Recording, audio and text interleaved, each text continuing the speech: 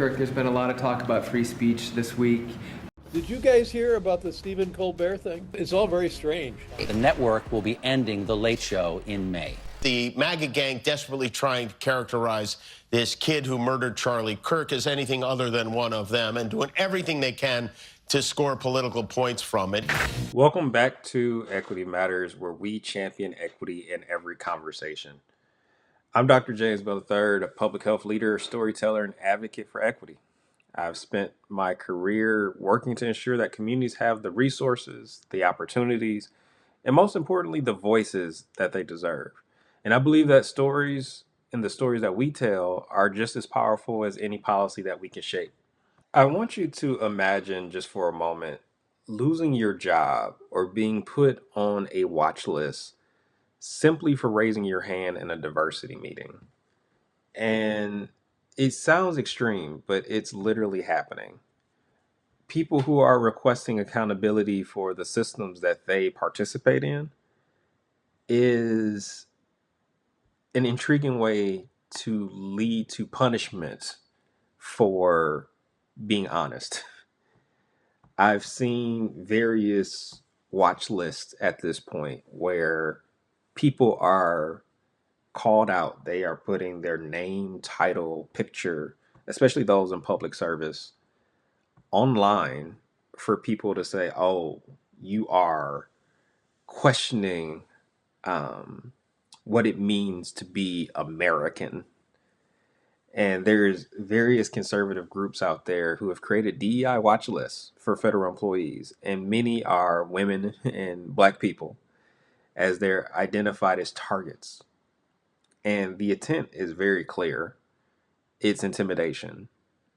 It is to expose people, and it's unfair, it's unsafe. And across America, there are debates over free speech that are spilling from the courts into classrooms, into workplaces, and even your favorite podcast or late night TV show. So today on Equity Matters, we're exploring what free speech really means and who it protects. If you've been following the news for any period of time, I'm sure you're aware of the dismissal and then the return of Jimmy Kimmel's late night show, and also Stephen Colbert and his slow walk away and departure from the late night scene. But I want us to really think about free speech as something that is not free. It is not something that is guaranteed. And I think here in America, we're tempted to think that it's always been guaranteed, but it actually took quite a bit of struggle, a lot of legal battles, and even constitutional design to get here. So it's not something that just one day we woke up and it was available to us. You look back at history, the First Amendment was ratified in 1791. The phrase goes, Congress shall make no law abridging freedom of speech. And it really offered and protected the right to express opinions, ideas, and beliefs without government censorship or punishment. How ironic, based on what we're seeing right now. And even though the protection itself is broad, and it unfortunately can include controversial or offensive speech, is not absolute. There's exceptions for specific categories. And at that time, it was revolutionary. And it was revolutionary because for the first time, perhaps ever, the government, or a government in this case, formally acknowledged that people have the right to speak and publish freely, at least against federal interference. But I think there's a catch here that many people don't know, and that's the First Amendment didn't apply to state governments at first. Local and state authorities could actually, and often did, restrict speech in ways that today would seem shocking, but maybe not as shocking as you would think because of what we're observing in real life and in real time. Free speech in the United States has always been negotiated, right? It's fragile and it's subject to limits. And I find that today those protections are being tested in new ways. And we are seeing an administration that is weaponizing fear as a tool, and it's being weaponized to silence its critics. And in no way is this subtle, right? You have high profile voices, you have comedians and journalists who are just suddenly poof off the air. You think about the fact that stations are pulling shows, or corporations worry about the regulatory or political backlash. And I think the chilling effect of that, it ripples outward. It's not just the people who have power, privilege, and platforms. It's smaller creators, it's writers, it's everyday citizens, your Joe Public, who are now beginning to self-censor. And let's just call it what it is. It's not just about ratings. It's not just about business decisions. This, my friends, is an abuse of power. When those in authority signal consequences for speaking truth to power, they're ultimately rewriting the rules of discourse. You're telling people that compliance in this case is rewarded, but dissent is going to be punished. And I don't come on here to become a fearmonger, but I do like to recognize the facts and what history has shown us and can continue to tell us. If you go back to Nazi Germany, you had a ministry of propaganda, and their responsibility was to orchestrate a systematic narrative that controlled everything that Germans read, that they heard, that they saw.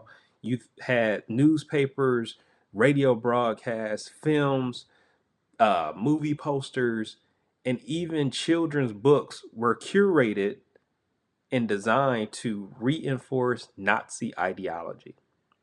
So, more or less, independent thought was erased from the public space. So, you could be criminalized for presenting satire or humor that questioned authority. What does that do for people who critique the system, right? People who want to hold the system accountable, even if it's through humor. Journalists, writers, artists, anyone who dared to oppose the regime would be jailed, tortured, or executed.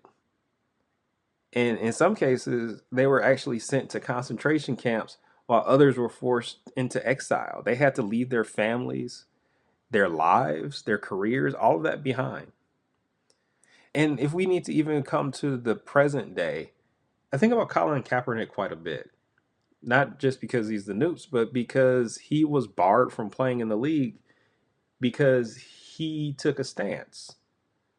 And I feel like this signaled to others at that time that public dissent comes with consequences. In either case here, speech is being weaponized, and the state is using fear and surveillance and ultimately punishment in order to control narratives. And so the lesson for us today is that even in democracies, fear, economic pressure, and political threats produce this effect that will change what people say, but also who gets heard and what the public ultimately sees. When we talk about free speech today in today's media, it's not just about what the law allows. It's also about who controls the platform where the speech happens. And in the United States, that control has become increasingly concentrated. And I saw this meme online where it pointed out that back in 1983, roughly 50 companies controlled 90% of the US media market. And you fast forward to today, that number has shrunk to 5. AT&T, CBS, Comcast, Disney, and Viacom. You literally have a handful of conglomerates that decide what television shows air, what news stories get covered, and which voices get amplified and also which voices get silent. And when the consequence of this, right, is that concentration doesn't just affect entertainment, it's going to go on to shape our public discourse, what we talk about, what we think about, and the political debate, those in power, how they're showing up, but also the cultural narrative. You have so few corporations that hold so much sway, the range of the perspectives that reach the public shrinks. And I find myself annoyed because it's like people don't have opinions of their own, but they actually have nothing to react to if they're all hearing the same thing. And then you have voices like mine, independent ones, or sometimes people describe it as dissenting opinions. Those critiques are often filtered out, and that could be through corporate choice, it could be fear of backlash. And it's funny because I've seen lately how there's been conversations around like, oh, this is just cancel culture. And let's just talk about the irony for a second that cancel culture is often framed as a movement for accountability. It's a way for communities to call out wrongdoing and demand consequences. That's what that is. But in this case, it's being co opted by power. You don't have high profile voices like Jimmy Kimmel being canceled by the public for their ethical failures. They're being muted because their commentary challenges those in authority. It actually flips the script because what's supposed to be a tool for social justice actually has become a tool for fear and self censorship. So platforms, corporations, and even governments can use the language of accountability to justify silencing critics, turning cancel culture like anything else into a weapon against the very free expression that it was meant to amplify.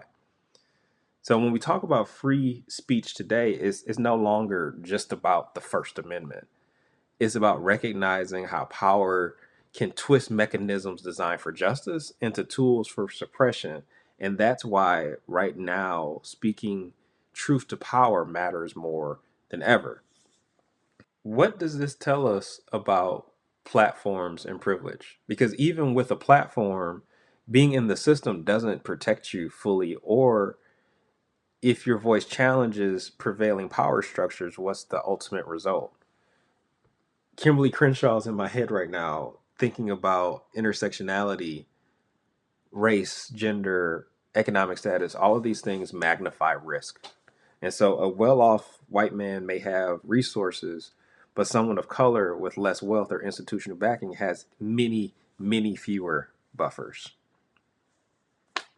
So if speaking out on DEI, something that many people think is morally and socially important, can lead to losing your job or institutional retaliation, what does that say about the shape of free speech? What does that say about the shape of free speech today? And how can we protect speech for those who are the most vulnerable? Can we just note for a second um, the irony that two wealthy white men are at the center of this controversy? You know, if their platforms and their privilege don't protect them, what does that mean for everyone else? What does the suppression of speech look like when you don't have the cushion of wealth, whiteness, or celebrity? The risks are exponentially higher for people of color without that safety net. And for them, it's not just free speech that's free speech isn't just about losing airtime. It means losing work, being criminalized, and even losing their lives. You look at James Baldwin, faced constant FBI surveillance. He was considered dangerous for the critiques that he had of America. In the last episode, I talked about lynching, and I can't remember if I mentioned like Ida B. Wells and her investigative journalism, but speaking out about lynching, she lost her newspaper to white mobs and was even forced into exile for her safety. There's this long tradition of racialized silencing. Jamel Hill is another example. Lost her position at ESPN after calling out Trump's racism. Public harassment, Every day I see someone going at her for whatever reason. There was corporate retaliation, and it was softer, but it's still a powerful form of silencing. You can even think about the work of community organizers and activists. The Black Lives Matter movement is a great example, but also something more environmentally focused, like the Standing Rock water protectors. You have native activists who have faced militarized police, surveillance, legal charges. Speaking up has cost them their livelihoods and their freedom. So it's a reminder that free speech isn't guaranteed, it's literally fought for every day. So listen, reflect, and then use your own voice. I want you to speak truth to power in your circles. Challenge assumptions and keep the conversation alive, because if not you, then who? In just a brief little personal reflection, I've thought a lot about what it means to speak truth to power, not just in theory, but in my own life. And recently, my wife has expressed worry or concern when I release episodes or some of the things that I speak about, and going out in public in this current social climate. And I know, like, my mom worries about the fallout of the things that I share. And I think about my role in government, right? Like, I am a part of the people. And I hear this unspoken question. And that question is, are you safe? And honestly, I don't know. I don't know if I'm safe, but I will always be honest. I have no desire to be a martyr. That's not my goal here. I'm not seeking conflict. What I'm trying to do is to contribute to a conversation that matters about power, free speech, and responsibility. I feel the weight of speaking out because I know words have consequences. It has consequences to one's family, to the communities we inhabit, and also to our careers. But also, silence feels heavier to me. This isn't the first time that I've faced criticism for speaking up. I mean, I've got trolls on all my social media. People have disagreed, people have pushed back, they've questioned my choices, the things that I say, sometimes publicly, and I imagine a lot more quietly. But I've learned to weigh my words, to weigh my platform, and also the impact of what I say. And so, no, it doesn't go away at this point. I have to continue. This is something that I've committed to, and I feel that it is my responsibility. This is what I signed up for. I want to also just remind folks that free speech itself isn't just a legal right, it's a responsibility that we all share. And so you have to be diligent in recognizing who is being amplified, who is being silenced, and why. Always seek out the why. And as you're doing that, also seek out those independent voices. And I've gotten really interested in creator culture. And so I try to support creators who challenge power and don't let fear shape what they say or what they hear. So, my ask for you in today's episode is to share this conversation with someone who needs to hear it. And ask yourself, in a world where platforms and power are concentrated, what role will I play in protecting the space for honest, critical, and courageous speech? As always, please, please, please keep the conversation going. Recognize that equity does not live in isolation. I want to give a special thanks to the listeners who have been sharing episodes on LinkedIn. It means the world to me. I had a conversation with a coworker the other day who mentioned that she loves my TED Talks, and I thought it was kind of her, but also it was funny because I've thought about doing a TED Talk, but I've never tried it. Or so maybe that's putting something into the atmosphere. Remember to stay connected with Equity Matters wherever you listen to podcasts. We are available on Apple, Spotify. We do post on YouTube. There's no video attached, but you can always listen there as well.